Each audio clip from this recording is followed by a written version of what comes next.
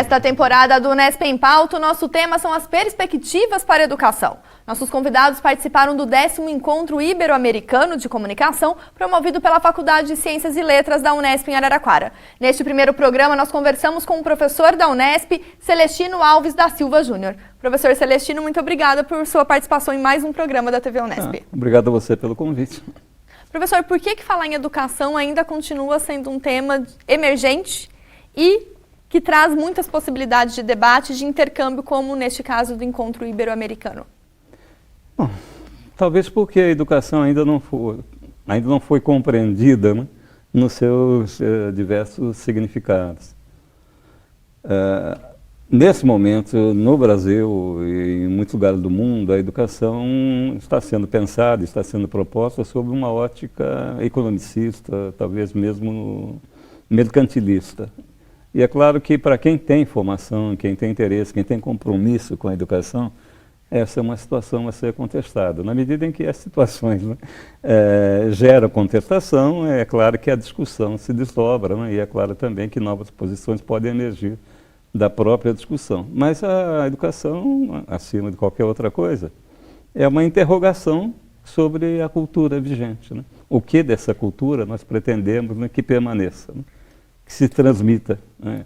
Que se consolide, que de alguma maneira marque a presença, né, desse povo ou dessa sociedade no mundo.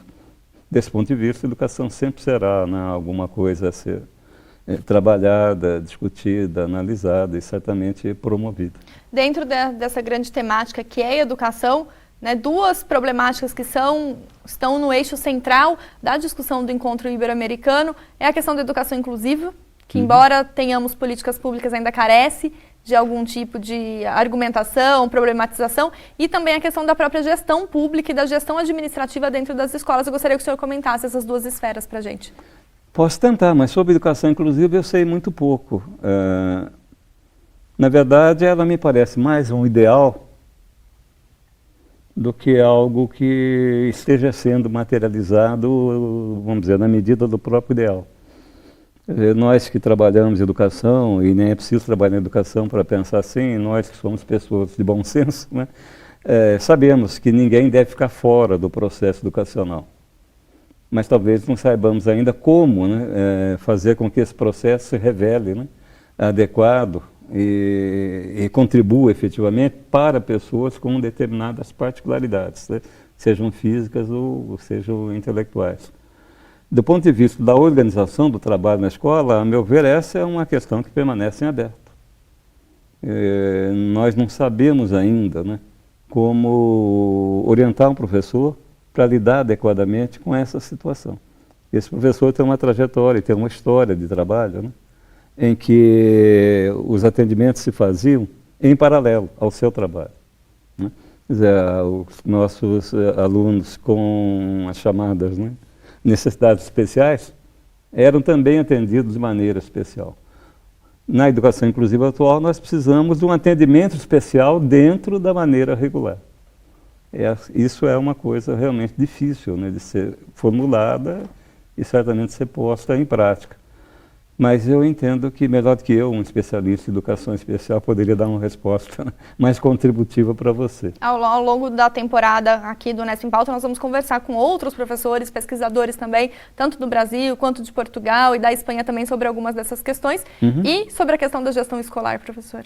Pois não. Bom, sobre a gestão escolar, sobre a autonomia da escola, que imagino que continue sendo, né, o tema da mesa redonda de que eu vou participar, aí é claro, muitas coisas para serem ditas, né? Eu vou separar algumas, né, para a gente poder comentá-las um pouco.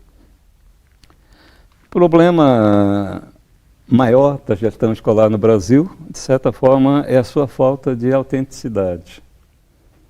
O que eu quero dizer com isso?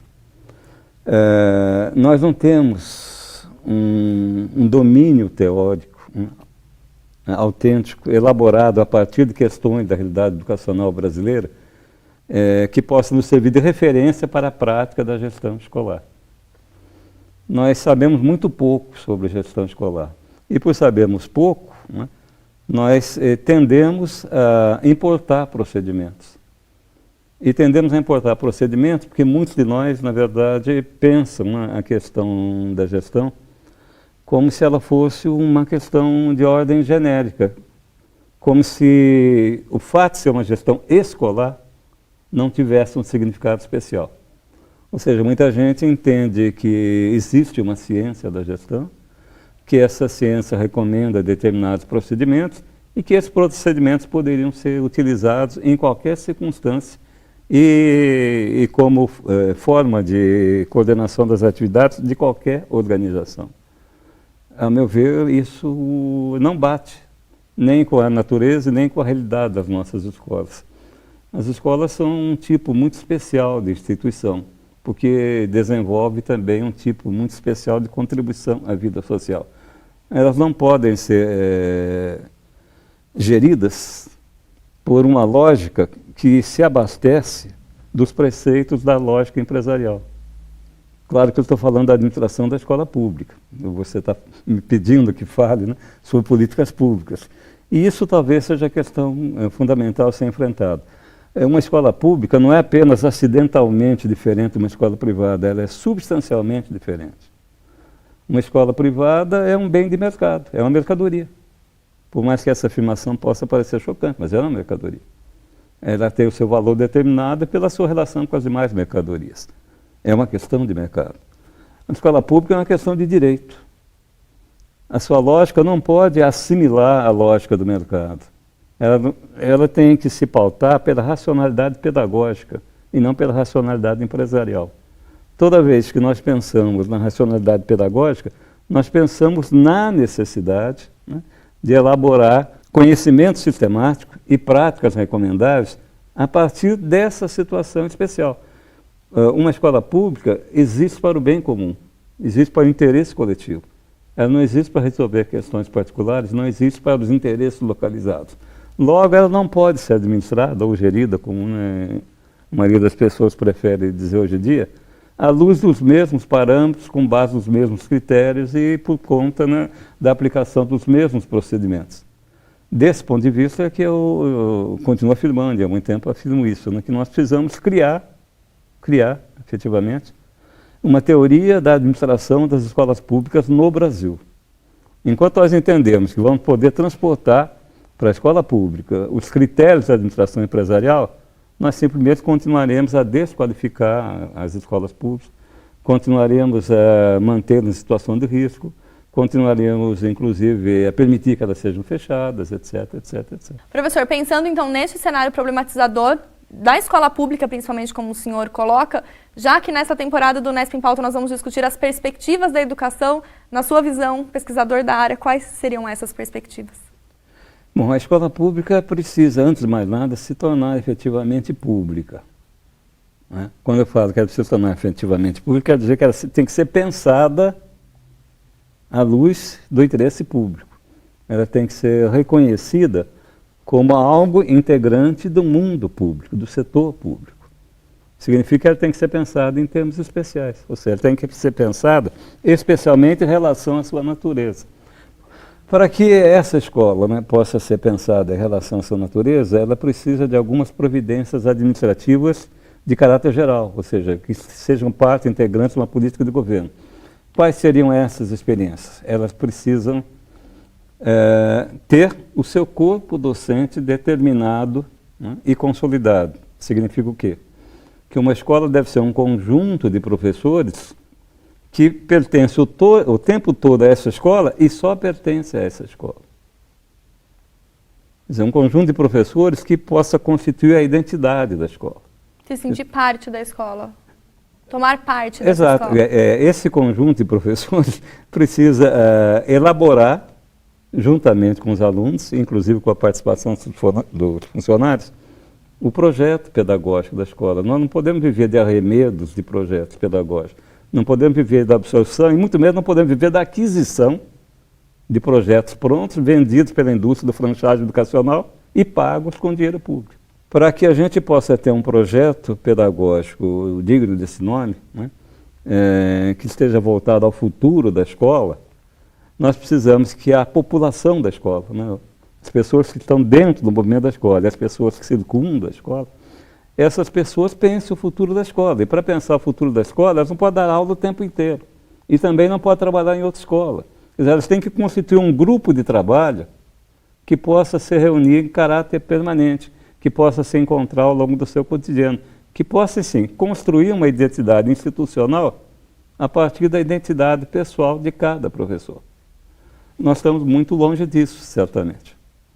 Mas se nós pretendemos efetivamente que a escola pública, né, corresponda ao interesse público, nós temos que dar a ela condições efetivas de trabalho para que esse interesse público possa vir a ser atendido. Nós precisamos de estabilizar os professores, nós precisamos de aceitar o fato de que o trabalho do professor não se restringe à sala de aula. Precisamos aceitar o fato de que o trabalho do professor é um trabalho relacional. Quer dizer, ele trabalha necessariamente com os alunos e com os colegas e, consequentemente, o seu trabalho deve ser pensado conjuntamente. Enfim, nós temos que criar situação para que três coisas que são indissociáveis efetivamente se manifestem e se consolidem. A autonomia da escola, o projeto pedagógico e o trabalho coletivo. Quer dizer, nós precisamos do trabalho coletivo para gerar um projeto pedagógico autêntico e precisamos de um projeto pedagógico autêntico para que a escola seja efetivamente autônoma, ou seja, ela seja de domínio público, não seja propriedade particular de ninguém, nem do ponto de vista daquilo que ela faz, nem do ponto de vista das ideias que ela professa. Professora, eu gostaria de agradecer mais uma vez a trazer um panorama tão elucidativo e problematizador e instigante da nossa educação. Muito obrigada por sua participação. Então, obrigado a você pela gentileza do convite, mais uma vez. O Unesp em Pauta fica por aqui. Acompanhe o debate sobre educação também em nossa programação. Obrigada pela companhia e até a próxima.